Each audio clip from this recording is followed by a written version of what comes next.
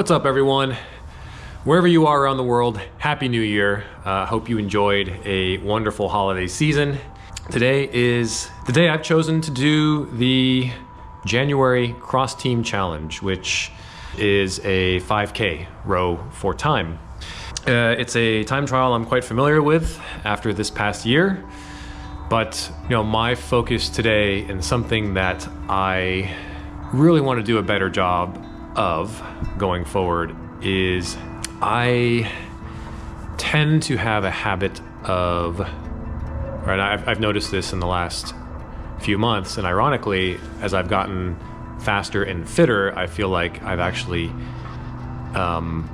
put even more pressure on myself. But I've noticed this, that I have a habit of just getting in my own head when it comes to different time trials and really defining success based solely on the result of a particular time trial or test. I think one of my goals in 2025 is going to be decoupling success from the result. And that might seem a bit counterintuitive because on the one hand, well, especially if you're doing any kind of endurance sport, isn't success by definition improvement and getting better? And I would agree with that, yes. But where I think I sometimes go wrong and get in my own way is that I too often equate success with a single moment in time and a single result without taking a step back and really looking at all of the work I've done in totality. Don't get me wrong, right? Setting personal bests, seeing improvement from one workout to the next, that's motivating for anyone, right? I'm no different in that regard. But I also have to acknowledge that as I get fitter, as I get faster, the gains are going to be ever more incremental, right? The new personal bests will be fewer and farther between. And if I continue to define success and my satisfaction with indoor rowing based purely on results and seeing continued upward progress, I don't know that I am setting myself up for success in the long run. So I think 2025 is really going to be a year where I try to focus on something I've said oftentimes on the channel, really finding that balance and finding a way to train sustainably so that I don't burn out. Part of why I'm feeling this way also could be because I'm wrapping up my 10th week of this 2K plan, and it's been tough. I'm not gonna lie. It's been hard work. I'll be the first to say that this plan, while it's been very effective, I can't argue with the results, this is not a way that I would want to train indefinitely. It has required a lot of mental energy and focus in particular to make sure that I am hitting the workouts as prescribed and that I'm giving them the time and attention they deserve. And I'm fine doing this for a finite amount of time, right? So I have 3 weeks left in the plan until my race, but I'm starting to count down the days, if you will, until race day so that I can get a little bit of a break, perhaps, from the really hard training and reset and recharge. So the business at hand today is the 5K time trial. I've not done one since my PB in late August. So it's been a few months. It's not been a distance that I've been specifically training for, but a couple weeks ago, actually it was on Christmas Day, I did a 10K and surprised myself by pulling a PB 10K. It just kind of came out of the blue, and so that was proof to me that the current training plan, even though it's focused on the 2K, the benefits are carrying over to the other distances as well. So We'll see how we go with the 5K today. Again, my goal is not necessarily to PB.